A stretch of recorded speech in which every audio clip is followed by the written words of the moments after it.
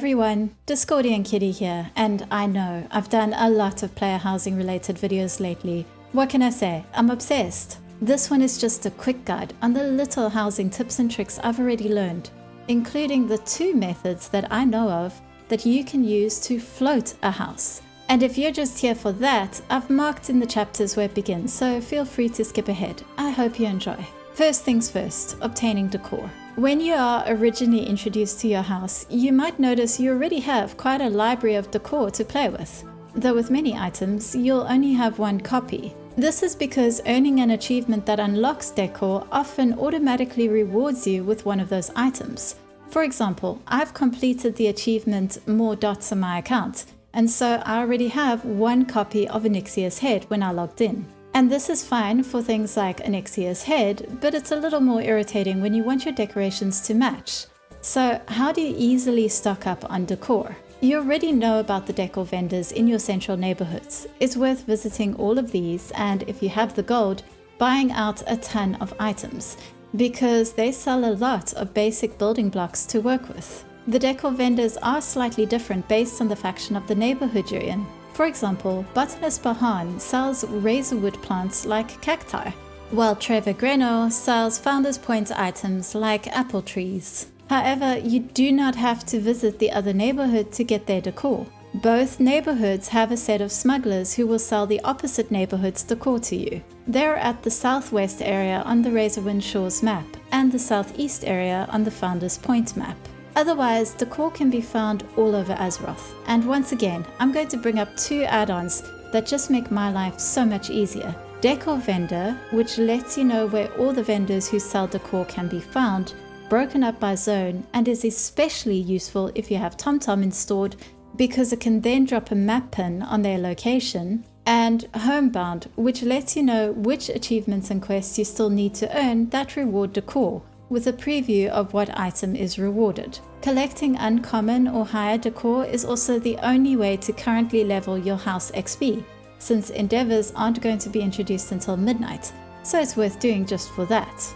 The next few tips might seem ridiculously obvious, but they're those little things that just help with making decorating easier. First of all, when you're outside, switch your flight style to steady flight. You are able to place down decor while mounted, and it's just so much easier to design things when you can get a bird's eye view, especially if you're working on something like a floating build. Second, if you're placing down a few items where you intend to adjust their size, for example, you want to build a giant staircase, don't place the item down, then adjust the size, then place the next one, then adjust the size, etc. First, put them all down, then switch to adjusting size and adjust them all. I know, right? Completely obvious, and yet it took me an embarrassingly long time to start doing this. Third, any complicated grouping of items is going to be easier to move if you stick to the basic decorate mode instead of using advanced mode. For example, if I place this cup on this table,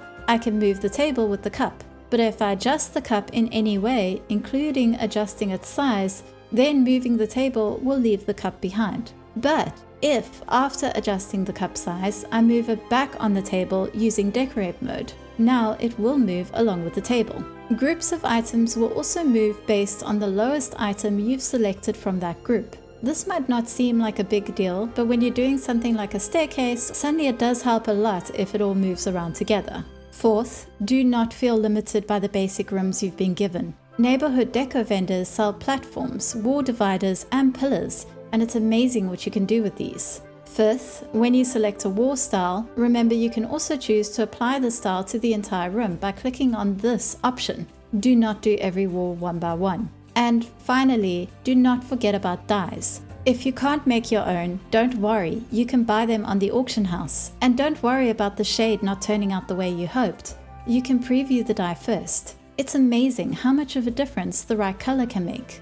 But that's enough basic tips. It's time to talk about the one thing everyone's been asking me. How do you make a floating house? There are 2 ways, and I can't guarantee that they won't both end up being patched out. But hopefully Blizzard will lean in the favor of rule of cool on this one and accept that floating houses are both desirable and perfectly acceptable in the context of World of Warcraft. The first method is the easiest one, but there is a trick to it. With this method, you go into advanced mode and click on move. It won't show you an arrow for the up and down axis, but an invisible arrow can be found by clicking where it would usually be, just above the dot where the other arrows meet. But here's the important bit. If the arrow isn't showing up and your house is just moving around, place down another decoration and move that one up. Then switch back to your house and try again. The arrow should be available now. But there is another method, one I used to float this house before I could get the up-down arrow working.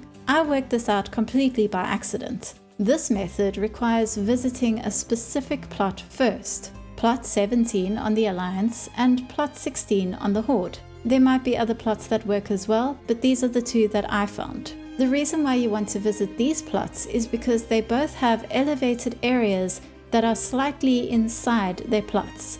And when you click and drag your house, if you're careful and if you turn collision off, and you may need to rotate the house for it to work, but you can position your house on these areas. From there, it's a simple case of switching over to advanced mode and positioning your house. It will now consider this elevated position the new floor. And don't worry if you don't want to live in either of these plots. Once your house is floating, you can move anywhere and it will still remain in the air. This is true whatever method you use. For now, of course. As I said, I can't guarantee that this won't be patched out.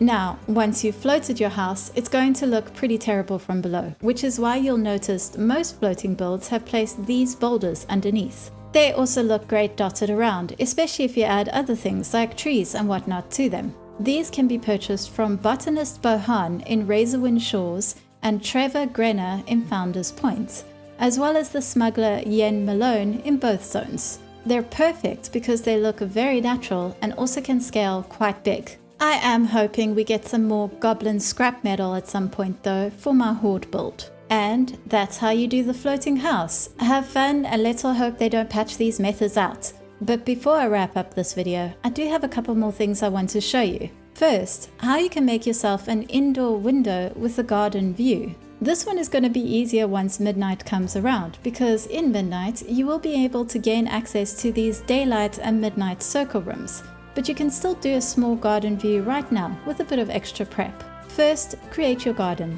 There's plenty of nature decor that can be bought from the neighborhood vendors to work with. If you like, you can get creative with the wall and floor colors by putting up carefully placed rugs, but I decided to rather go with an indoor greenhouse vibe. As I said, this will be far easier once we have access to the daylight and midnight rooms. Once your garden is complete, build a wall using the structural items with windows facing your new garden. But here's the trick. Use Goldshire windows, but turn them around. They still look like they have window panes in them from the back, only now you can see through them. The result? Your home now has a garden view from inside your house. Enjoy! The last thing you might have worked out already, but it's one of my favorite things to do, so I have to mention it. Every fantasy house needs a secret room, and there's more than one way to do this. In my first example, I've made a hallway room and then positioned new walls and a doorway to create a smaller room.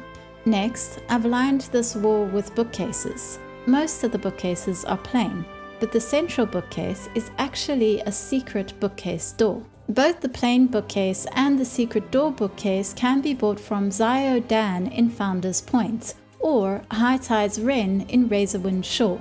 I now have a secret room behind a bookcase. The fact that the other bookcases don't actually have any books in them might be a bit of a data giveaway, but you can buy stacks of books from Auditor Balwers in Donegal for 1,000 resonance crystals each, or you can make stacks of books through inscription. My second example makes use of the closed leather curtain. This can be bought from Gronthal in Razorwind Shores or High Tide's Wren in Founders Point. Positioned right, it can just look like a plain wall hanging, especially if you place a beam at the bottom of the doorway to hide the fact that it is a doorway. You can use the closed folk curtains this way as well, which are purchasable from Zio Dan in Founders Point or High Tide's Wren in Razorwind Shore, but those feel a little more obviously like curtains to me. And that's all for now. As I said, this is a very short video. If you enjoyed it, you can also check out the other videos on my channel. I have a guide on how to obtain decorations in Legion Remix, as well as a guide on how to prepare for player housing that is still relevant today. Otherwise, remember to like, subscribe, comment, share, all the good YouTube stuff. I'd love to know what your tips for player housing are and any discoveries you've made so far. I'd also like to thank my Patreons, whose names you can see now. Finally, you can sometimes find me streaming both here and on Twitch. So while that's all for now, hopefully I'll see you again soon.